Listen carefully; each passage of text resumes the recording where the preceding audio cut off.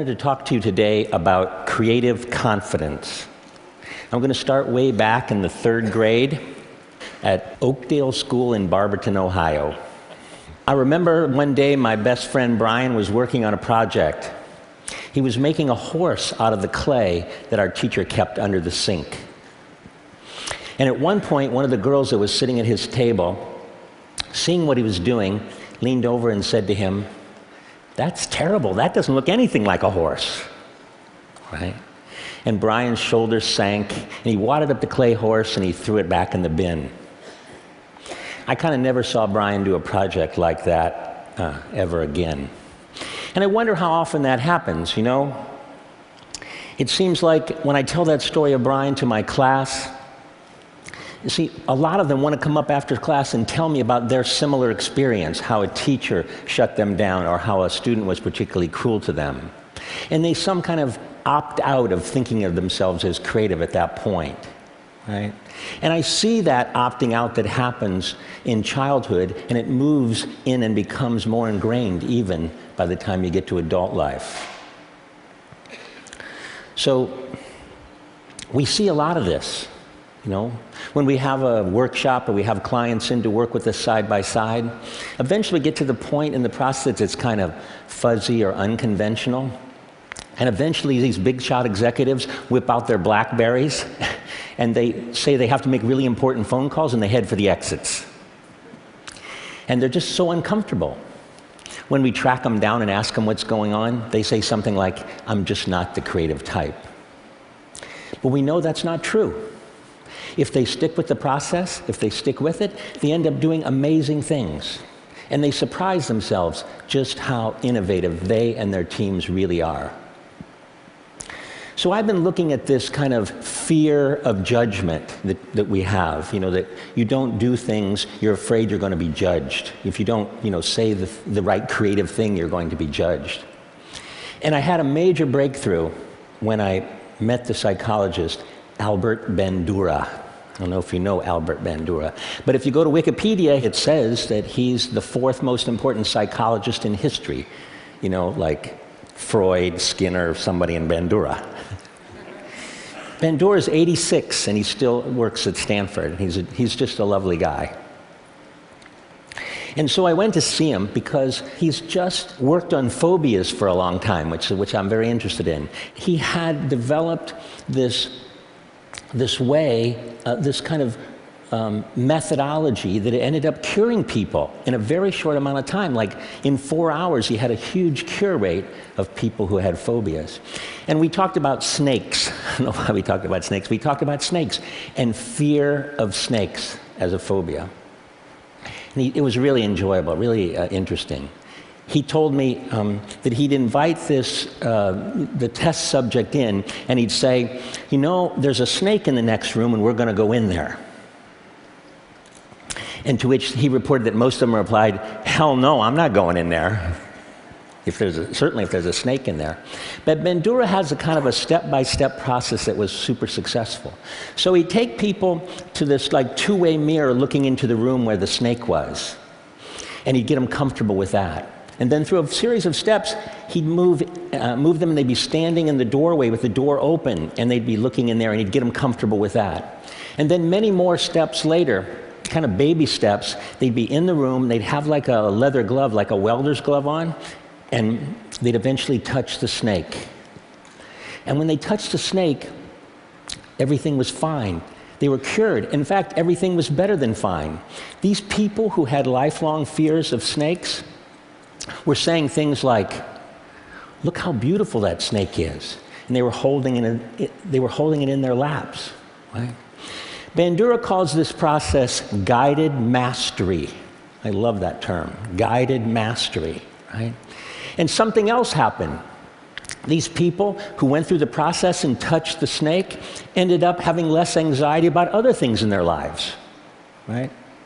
They tried harder, they persevered longer, and they were more resilient in the face of failure, right? They just gained a new confidence.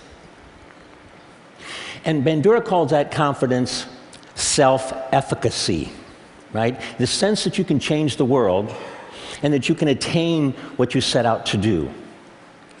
Well, meeting Bandura was really cathartic for me because I realized that this, famous scientist had documented and scientifically validated something that we've seen happen over, for the last 30 years, that we could take people who had the fear that they weren't creative, and we could take them through a series of steps, kind of like a series of small successes, and they turned kind of fear into familiarity. And they surprised themselves. The transformation is amazing. We see at the D School now all the time. People from all different kinds of disciplines, they think of themselves as only analytical.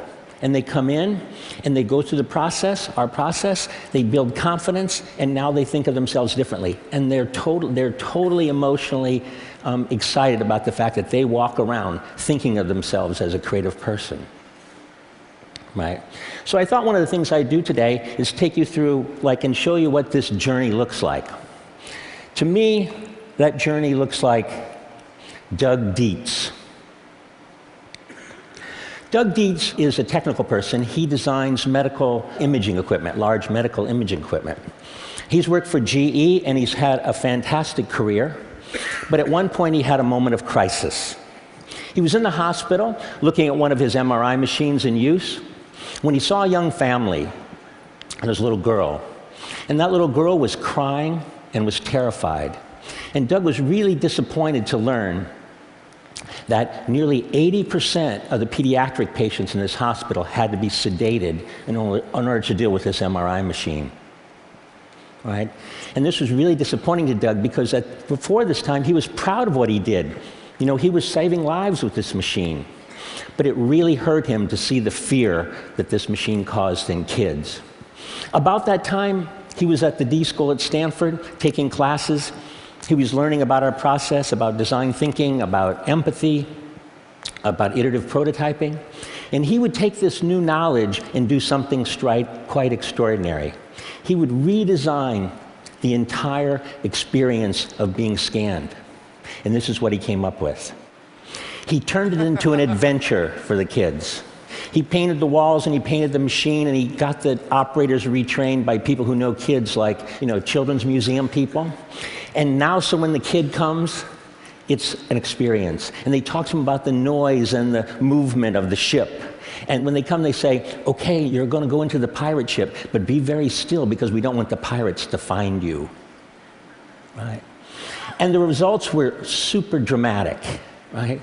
So from something like 80% of the kids needing to be sedated to something like 10% of the kids needing to be sedated. And the hospital and GE were happy too because you didn't have to call the anesthesiologist all the time, they could put more kids through the machine in a day. So the quantitative results were great. But Doug's results that he cared about were much more qualitative. He was with one of the mothers waiting for her child to come out of the scan, and when the little girl came out of her scan, she ran up to her mother and said, "Mommy, can we come back tomorrow?" Right? And so I've heard Doug tell the story many times of his personal transformation and the breakthrough design that happened from it. But I've never really seen him tell the story of the little girl without a tear in his eye. Doug's story takes place in a hospital. I know a thing or two about hospitals. A few years ago, I felt a lump on the side of my neck. And it was my turn in the MRI machine. It was cancer. It was the bad kind. I was told I had like a 40% chance of survival. So while you're sitting around with the other patients in your pajamas and everybody's pale and thin, and you're waiting for your turn to get the gamma rays, you think of a lot of things. Mostly you think about, am I going to survive? And I thought a lot about what was my daughter's life going to be like without me. But think about other things. I thought a lot about, what was I put on earth to do? What was my calling? What should I do? Right? And I was lucky because I had lots of options. We'd been working in health and wellness and K through 12 and the developing world, and so there were lots of projects that I could work on. But I decided, and I committed to at this point, that the thing I most wanted to do was to help as many people as possible regain the creative confidence they lost along their way. And if I was going to survive, that's what I wanted to do. I survived, just so you know.